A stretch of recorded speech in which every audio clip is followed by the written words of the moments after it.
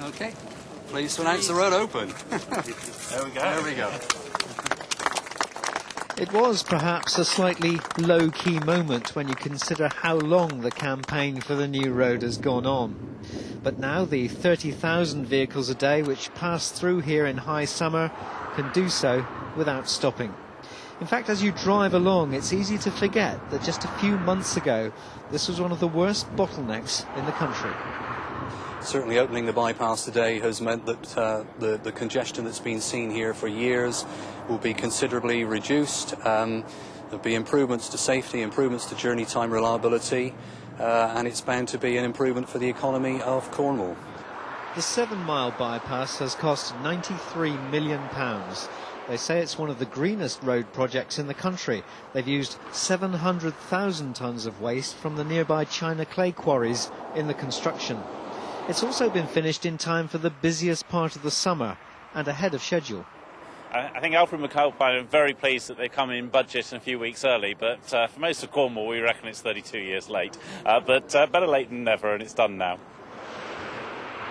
Drivers can now travel from Scotland to just outside Truro on a dual carriageway, except for a short section here at Temple on Bodmin Moor. Protesters here today want something done. Already we've had experiences of traffic building up at Temple, and frankly the job hasn't been finished. Carnan down to the west, us to the east, the job hasn't been finished. We're just part of a jigsaw that frankly hasn't been completed.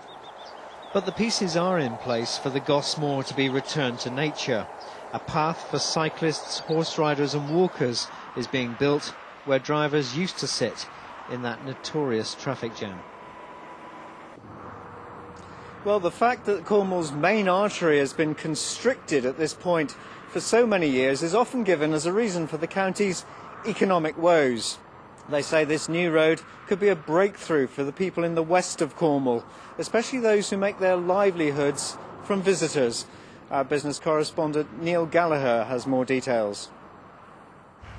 In Cornwall's all-important holiday trade, you can be a long way west of Indian Queens and still all too familiar with the traffic nightmare that is Goss Moor. Until now, that is. Senior figures in the industry have long had Bodmin to Indian Queens as their #1 regional priority. We're going back through the tens of years. They've moaned and groaned a fair bit. It's obviously been real heartache at the height of the season, being stuck on that little chunk for an hour and a half, 2 hours. It's not a great start to a holiday, and even worse, it's a bad end to a holiday, and that's the bit people remember.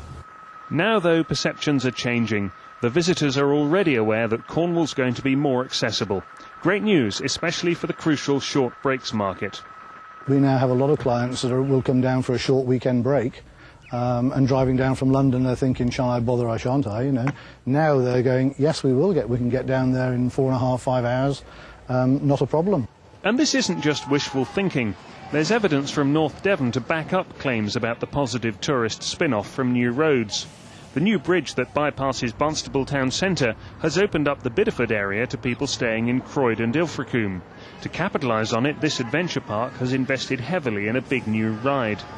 The business here in the Milky Way, certainly during June this year, we've seen a 64% increase in visitor numbers coming in, and we believe it is due to the downstream bridge and people being accessible to come through Barnstaple easier and not being worried about getting caught up in the traffic to get here. Now it's Cornwall's turn to discover what difference a long-awaited new road will make.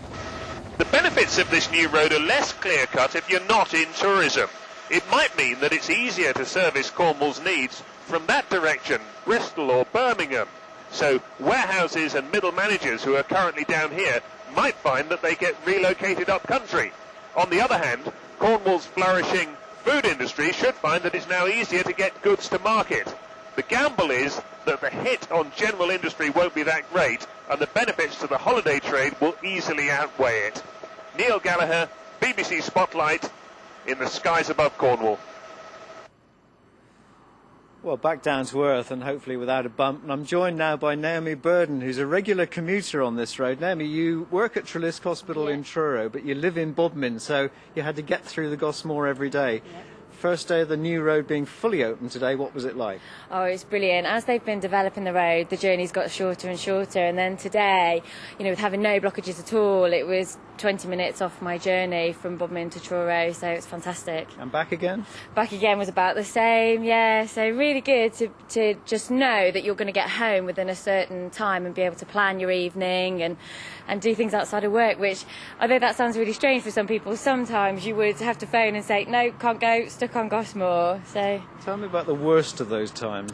We've had lots of exciting things, lots of lorries hitting the bridge, which it's notorious for, and also things like milk spillages. If there was a car crash here, then you would just be diverted to the surrounding villages, and obviously the tiny lanes aren't ready for big traffic like this road sees.